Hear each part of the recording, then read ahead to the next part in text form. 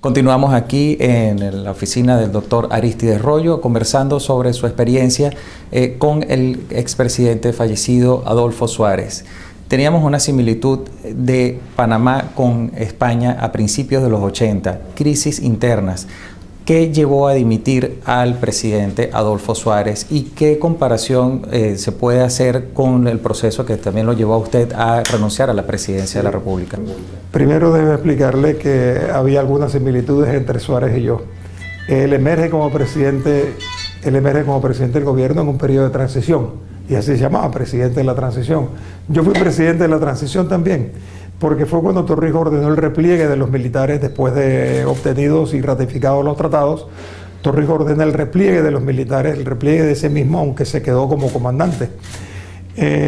Y se hizo la reforma constitucional en el 78, disponiendo que las próximas elecciones ya no iban a ser por la Asamblea de los 505 como fue la mía, como era la Constitución del 72, sino que iban a ser elecciones directas, lo que se llaman elecciones universales, que estaban dispuestas para 1984. Él tuvo también presiones allá, Suárez, presiones del estamento militar, pero la presión principal le vino fue del propio estamento político, es decir, de los distintos partidos. Felipe González lo atacaban los propios miembros de su partido, y él entonces se dio cuenta que el apoyo del rey lo había perdido, porque el rey naturalmente busca el equilibrio cuando los partidos en términos generales están apoyando a un presidente. Cuando un rey ve que eso no se da, el rey también le quita la confianza. No es que no tuviera confianza en él como presidente, le quita la confianza, es decir, el respaldo de la jefatura de Estado, porque el rey es jefe de Estado, al presidente del gobierno, al ver que el presidente no gozaba de toda la confianza. En mi caso fue distinto. Aquí no previmos, y era lógico no preverlo porque tenía apenas 52 años, aquí no previmos que Omar Torrijos muriera, y mucho menos que muriera en un accidente. Eso trastocó las cosas, porque a los 3 meses de la muerte de Torrijos fuerzan la renuncia del comandante Flores, que no tenía ningún interés en la insurgencia política. Él estaba completamente de acuerdo con el repliegue, porque él toda la vida se había sentido replegado de lo político. Él consideraba que un militar de carrera debía dedicarse a los temas militares. Otros militares no. Gran parte del Estado Mayor se sentían políticos porque habían estado en la arena política, habían participado con mando y con mucha influencia en las tareas políticas, aunque Torrijos era el dirigente que los contenía. Cuando se produce la muerte de Torrijos y la renuncia de Flores, yo sentí que las barbas mías las tenía que poner en remojo. Y naturalmente que así fue, porque 9 meses después yo salía de la presidencia con una renuncia de la cual se ha hecho mucha mofa, mucha burla, lo del gargantazo. El gargantazo no es otra cosa que una sencilla metáfora en la cual el presidente dijo: no puedo hablar porque están hablando otros, están hablando los militares, está hablando un militar, el comandante en jefe, por lo tanto yo sufro de la garganta y no continúo en el gobierno. Lo que pasa es que las metáforas a veces no son tan, por más sencillas que parezcan, más difíciles son a veces de captar. A veces la gente capta más lo obstruso, lo difícil, que no lo demasiado simple. Y era tan simple como eso. Presidente que tiene problemas en la garganta no puede hablar y por lo tanto se va. ¿Y quién queda hablando? Los militares, el militar jefe que dice: pido la renuncia del procurador, de los magistrados de corte, de los embajadores, de los ministros, y le preguntan desde cuándo, y dice: desde ya. Claro, el presidente que estaba antes, que era yo, no tenía nada que hacer con su garganta en un movimiento de esa naturaleza. Eso se hizo con paz, se hizo con serenidad, se hizo con una gran tranquilidad. Pero esa presión, la mía, vino del estamento militar, que hay que calificarlo como estamento militar guión político, porque estos militares eran políticos y se sentían, vamos a decir, patrones de la política panameña.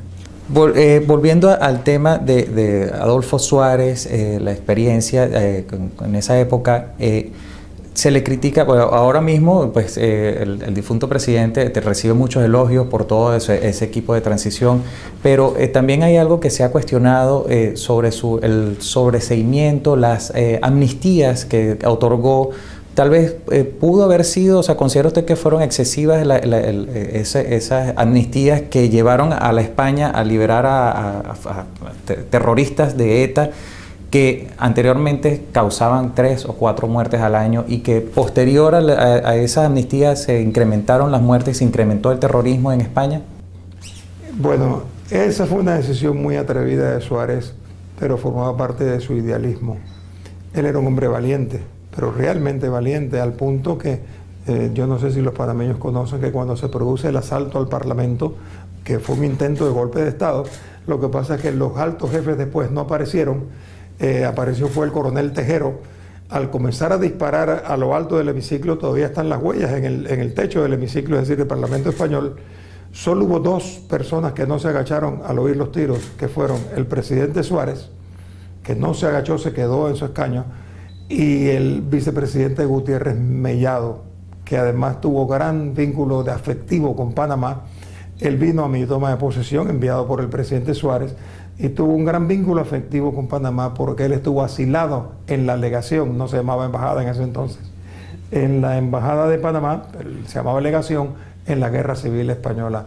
Era embajador Melchor Lasso de la Vega, cuyo nombre lleva hoy el Instituto de el Colegio de Arte y Oficios Melchor Lasso de la Vega. Y estuvieron 600 españoles ahí, entre ellos Gutiérrez Mellado. Así que él por Panamá sentía un cariño profundo.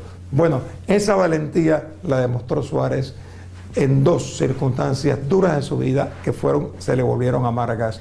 Una, la legalización del Partido Comunista. Con una estrategia, primero, de que en una democracia y habiendo habido un Partido Comunista en España, no había razón para seguir teniéndolo ilegalizado. Él decide la legalización y eso le trae gran disgusto por parte de militares y de la derecha española. Pero se demostró con el paso del tiempo, el rápido paso del tiempo demostró que él tenía razón, porque el partido, en lugar de crecer, lo que hizo fue incluso estancarse y hasta disminuir. A medida que España fue conquistando libertades democráticas, las peticiones políticas, los reclamos políticos de los comunistas iban decayendo. Entonces, pero eso le costó gran dificultad. Y lo de la ETA fue una decisión más valiente. Él consideraba que con la amnistía iba a surgir entonces un proceso de paz de manera más rápido, que era mejor que reinsertarlos en la sociedad que tenerlos detrás de los barrotes de la cárcel. Esa política se ha continuado en España. Y hoy en día, a pesar de que hay algunas sentencias, como es natural que las haya, la tendencia del gobierno es la reinserción de los zetas en la sociedad.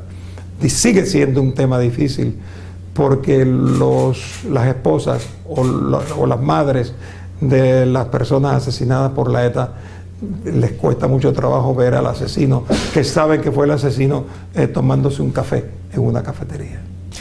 Luego de las presidencias, tanto suya como de Adolfo Suárez, usted fue embajador en España. ¿Mantuvo relación con Adolfo? ¿Pudo tener luego contacto con él, más a lo personal? Bueno, antes de eso, déjeme decirle que cuando él renunció, yo lo invité a Panamá. Y bueno, estuvo en nuestra casa varias veces, lo llevamos a Contadora, vino con su esposa Amparo Illana, que era una gran mujer. También ella falleció antes que él. Por suerte, yo creo que él muy poco tiempo de dolor tuvo porque le entró el Alzheimer y ya él no recordaba. Pero fue a Chiriquí, en Chiriquí tuvo una entrevista muy simpática con Torrijos. Esto fue en marzo del 81, 15 días después de haber dejado él la presidencia española. Pasamos ratos muy agradables en Panamá y luego, al regresar él a España, decidió seguir en la política, y construyó otro partido, Centro Social Democrático, el Centro Democrático Social, CDS. Pero en las votaciones que hubo en España no ganó. Él perdió en el año 82 y perdió de manera abrumadora, quedó con deudas personales que tuvo que asumir. Nosotros continuamos nuestra amistad y yo lo visité varias veces en La Florida. La Florida es una urbanización que queda en la carretera de La Coruña, a unos 6 kilómetros fuera, después de la Puerta de Hierro, que es, digamos, una de las puertas de entrada o de salida de Madrid. Y allí tuve algunas conversaciones con él, almorzamos juntos en varias ocasiones, pero yo dejé de visitarlo cuando me lo aconsejaron así, parientes de él que me dijeron, no, no venga más porque ya él no está reconociendo, él ya está fuera del mundo, él ya no habla, no recuerda, no lo recuerda a usted porque con trabajo nos recuerda a nosotros. Y luego después no recordaba ni a sus hermanos ni a sus parientes más allegados. El Alzheimer, sí, Alzheimer. Convierte completamente a la persona. Claro, la pérdida de la esposa, la pérdida de una hija, Marion, fueron elementos muy dolorosos en su vida. Y la pérdida de la actividad política, porque él en una ocasión me confesó, me dijo, yo es que solo sirvo para la política. Porque lo fui a ver a su despacho en Antonio Maura, porque abrió un despacho de abogados, con 2 o 3 abogados más. Y yo le dije, bueno, ¿cómo te sientes ahora en la actividad profesional? Me dijo, la verdad es que yo solo sirvo para política, es lo único que a mí me interesa, no me interesa el derecho. Nosotros nos graduamos en la misma universidad, él unos años antes que yo, porque él era nacido en el 32, yo en el 40, y se graduó en Salamanca como me gradué yo también en Salamanca. Muchísimas gracias, doctor Royo. Muchas gracias a ustedes por habernos acompañado aquí. Les acompañó nuevamente José Antonio Gil.